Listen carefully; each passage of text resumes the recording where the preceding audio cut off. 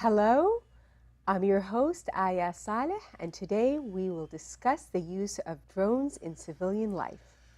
The use of commercial drones is a fast-growing area that is revolutionizing various industries.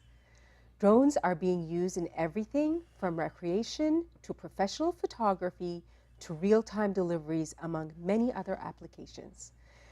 From providing last-mile delivery to end users, as planned by companies like Google, Chipotle, and Amazon, to an array of other areas, such as boosting crop yields, verifying insurance claims, and assisting in filmmaking.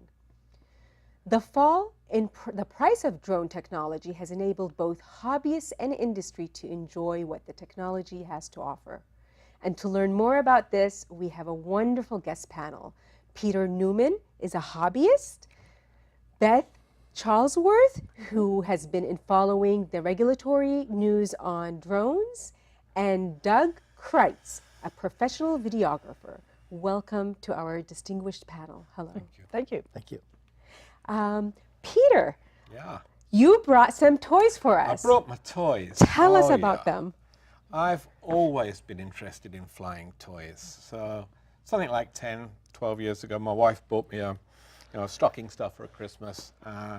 And we couldn't get that thing off the ground no matter how much we charged the batteries. But technology moves on. A couple of years later, we try again, and flies around living beautifully. It's only 2-axis. Then another year comes by, you get 3-axis, and I brought this one. This is a 4-axis model helicopter. 4-axis being up, down, it'll rotate, and then you can send it in any direction in a circle. It has some features that are similar to the real thing. This is a flybar. You used to see these on older helicopters. When the rotor's spinning, this will stay in a stable plane, and so you get a disturbance, and it actually applies correction to the upper rotors here. The lower rotors can also be rotated, but that's through the use of the control column here. This one is counter-rotating. Two rotors that go the opposite way. That means it's very, very stable. There's no imbalance there. It will just hang in the sky, very gentle, very nice beginner sort of thing to fly around the kitchen. How high does it go? It goes all the way up to the ceiling. My 4-year-old grandson proved that. But we've got it going again. And it's still going. It's quite a few, about 5 years old this is now. It still goes. Quite a lot of technology in there. It does need to sense the magnetic field so that it knows where up and where down is, so it can provide correction. The trouble with counter-rotating blades, you can't turn around that quickly, and that's also true of the larger ones. The quadcopter is really very similar to this, except it's got 4 blades, and you turn the thing round by varying the speed on the diagonal, so you don't get a really positive rate of yaw on that. To get really responsive, you go to something like this. This is 5-axis, so the additional axis is that you can actually change the pitch of the rotor blade. So rather than speeding the rotors up to get lift, you just put the pitch in very responsive. It also means that you can put negative pitch on there. So you can blow and you can suck. And so if you want to do tricks, you can actually turn one of these things upside down and suck yourself upwards. Oh, wow. Rather than the right way up and blow yourself upwards. Nowhere near so advanced yet, and I'm sure I'd get myself through 3 or 4 of those things before I even anywhere near. A lot of fun. It gives you a sense of direct control because the controller is actually turning the surfaces here. There is microprocessor correction, so little blast of wind will be corrected internally there. But when you're offering control, you're controlling the surface. Where the bigger quadcopters, you're suggesting what you'd like happen to a microprocessor, and it's consulting the satellites in the sky, and it's thinking about things, the magnetic field as well, probably. So you're not in as much, you don't get the same feeling as directly controlled. But then, of course, it's grown up. You're doing professional things with it. Can you show us one of those? Can I get it up? Probably. It has suffered quite a lot in its life. You need to give it a second or so for it to figure out where the magnetic field is. Once it lights up, there we go. It knows where up is, knows where down is. There you go. How fun. Usually we don't have the problem of having all these lights. So you're not staring into the lights in order to... There you go. All right, let me bring it slowly towards us. There you go. How about that? Beautiful. A lot of fun. That is wonderful. These small toys are quite sophisticated. They are very sophisticated. This one flies inside, doesn't have the power to fly outside. That one inside is far too restrictive for this. It goes really, really fast, really, really quickly. In fact, the backyard isn't quite big enough for that one.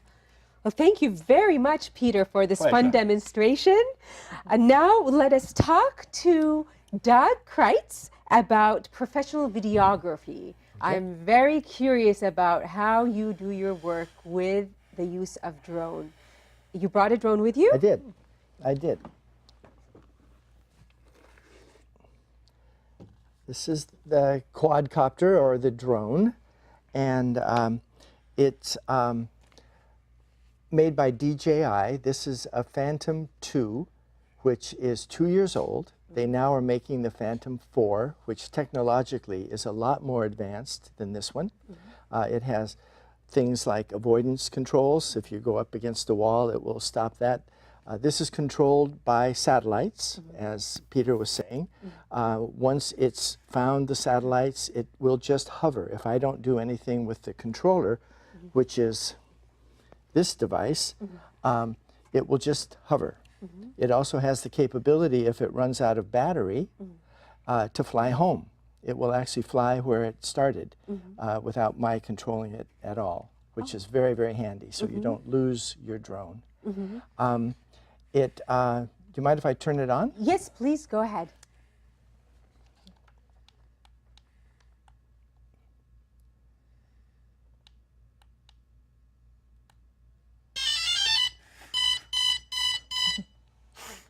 And the first thing that's happening here, if you look underneath, is the gimbal with the GoPro camera is setting itself up and getting tested. So you'll notice that as this quadcopter turns, the gimbal stabilizes the camera.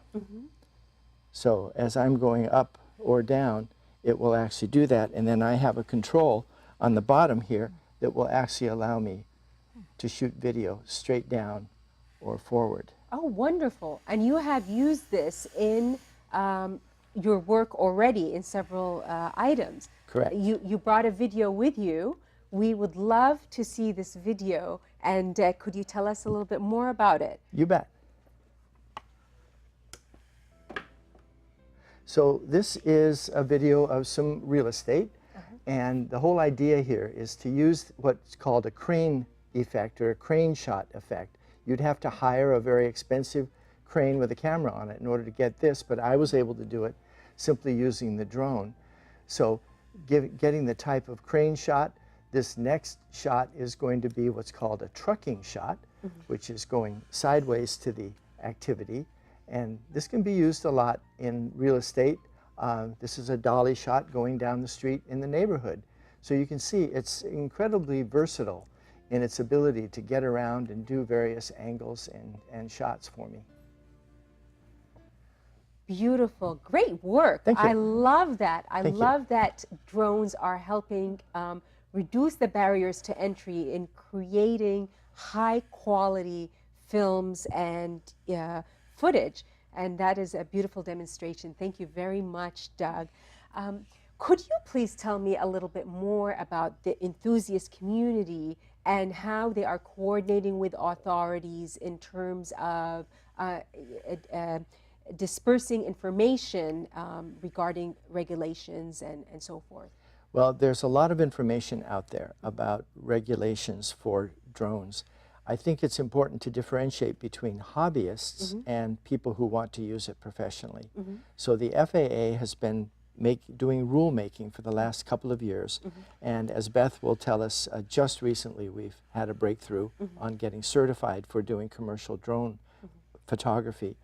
But in general, the hobbyists are encouraged to do this safely. They need to know what the rules are and know that they're not to interfere with activities, legal activities of law enforcement or anything like that.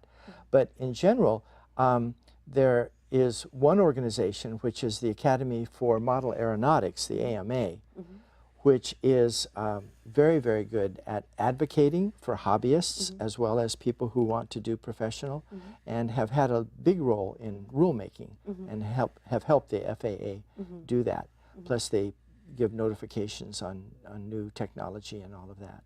So it's great for hobbyists, but there are so many websites out there. There are other organizations that are fantastic for this type of thing. So yes, so an example, as I understand, is if a head of state is landing in an area, it's important for hobbyists as well, of course, as commercial users to keep abreast on who's arriving, because there are times when the use of drones is requested to be stopped. Is that correct? Correct.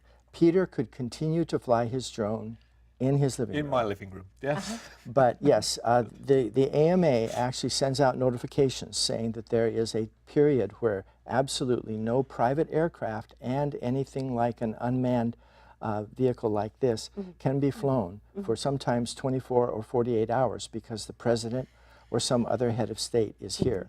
And so people who are in general aviation are well aware of this rule, but now, because I'm a member of AMA, I actually get an email saying, by the way, if you had a shoot planned for this 24-hour period, forget about it, because there's no way you can be anywhere near having this outside. I see, wonderful. And so tell me a little bit more. How long ago, so this is a 2-year-old drone. Yes. Is that your first use in drone technology? Yes, this was my introduction into this. And actually, I have to say, what I paid for this is what Beth just paid for a brand new Phantom 4, which has a lot more technology. So the price is stable, but actually the technology is growing tremendously. It's growing very fast, and it's amazing what you can do with that. So I understand the newer version has a built-in camera in it, or is that optional? It has a built-in camera that comes with it. Yes. It has a much, the original Phantom 2 that had a built-in camera actually did not have good stabilization. It did not have as good a gimbal as this. And the newest one apparently is just rock steady. Wonderful. And thank you so very much, Doug, for this great presentation. I'm fascinated by how the quality of the footage, truly. It was really produces incredible work. Thanks so much. Beth, let us turn to you, and can you tell us about the regulatory environment? What are the most significant items on the new regulations? Okay, I'd be happy to. But I want to qualify this first, that this is my personal understanding of the regulations. The regulatory authority is the Federal Aviation Administration. And to get the full panoply of the regulations, people should go to their website, faa.gov. The new regulations came into effect August 29th, so it hasn't even been a month. And this makes it much easier for people to operate drone businesses, because before these regulations, to operate commercially, you had to have an aircraft pilot's license, and that's no longer true.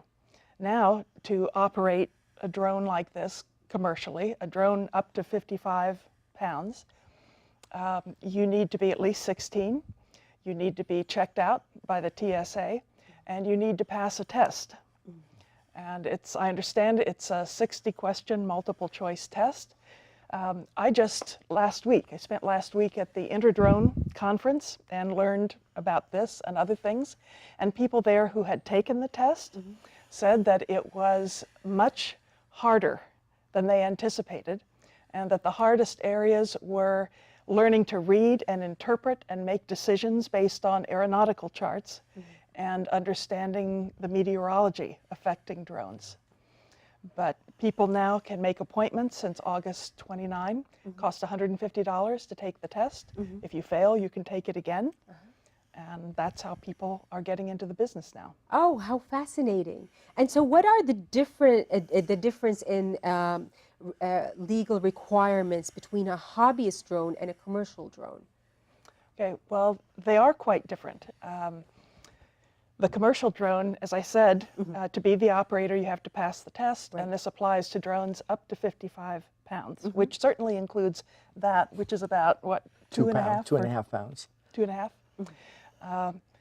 So a hobbyist, if you have a drone that is at least, I think, 0.55 pounds, and Peter tells me these are smaller than that. Much smaller.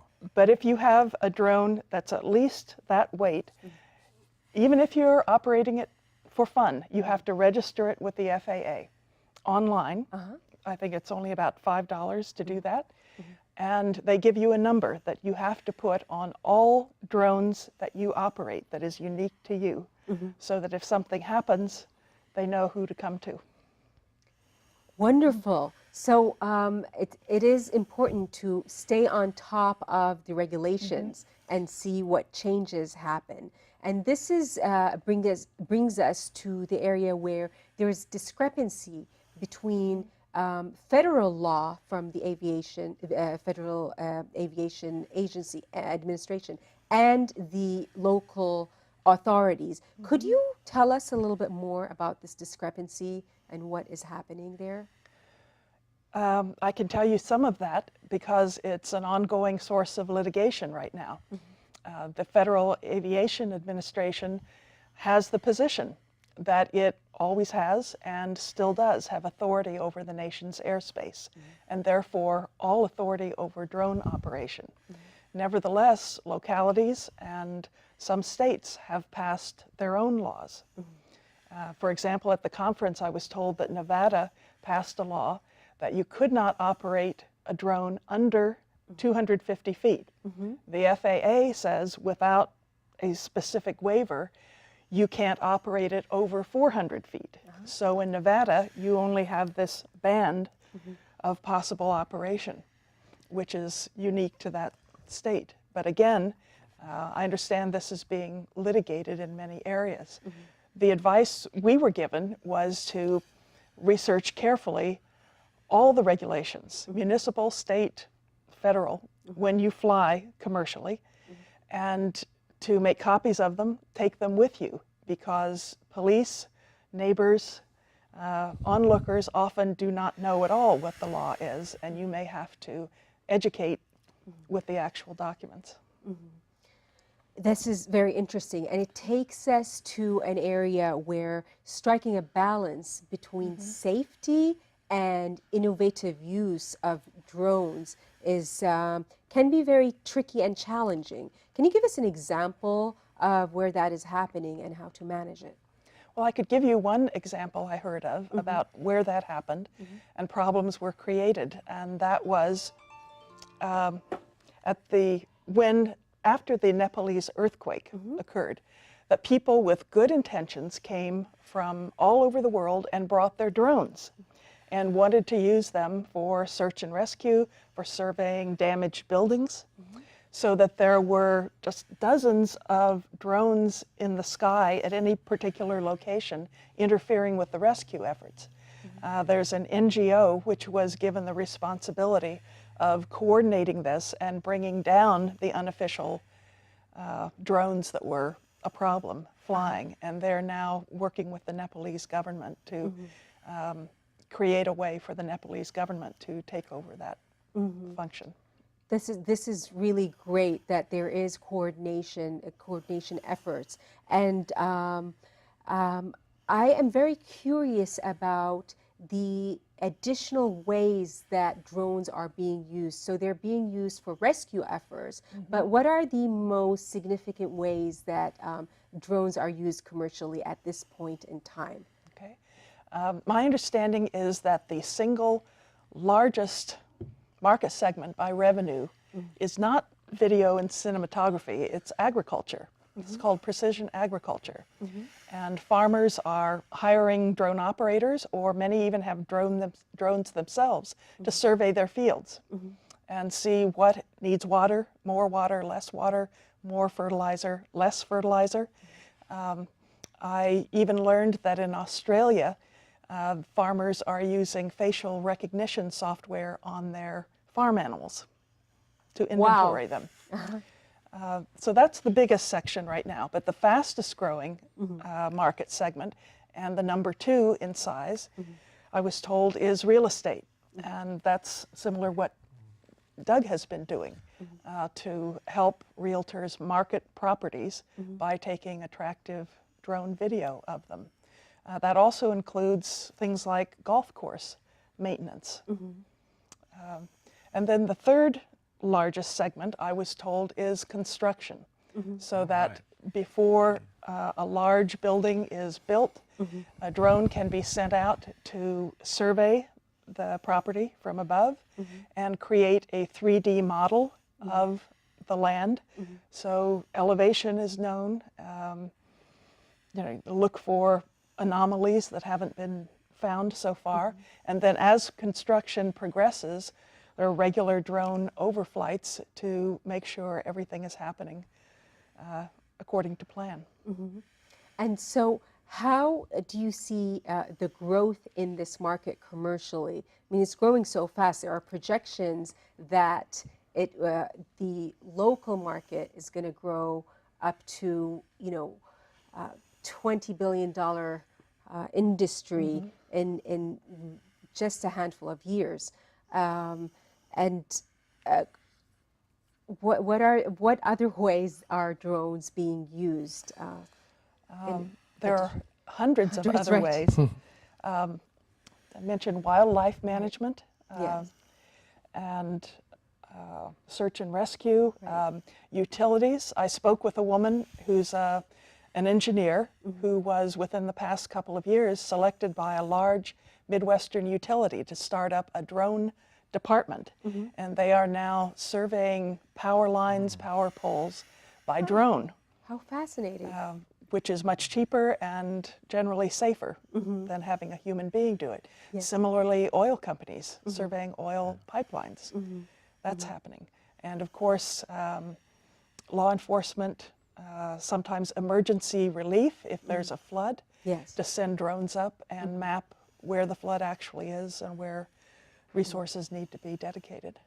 This is beautiful. I'm very excited about how technology is going to improve all our lives, and it's just a fascinating area to follow, and I'm sure as enthusiasts and practitioners you are following it very closely. Is there anything any of you might like to add? Well, I have one thing, and that is anyone who's thinking of buying a drone like this, practice a lot in an empty field, away from people. Yes. Because it does take a certain amount, even as a hobbyist, to get control over this. And you shouldn't be starting it up in your backyard. Okay, wonderful. Keep that in mind, dear viewers. And a million thanks to all of you, our distinguished panel. We are about to wrap up our show.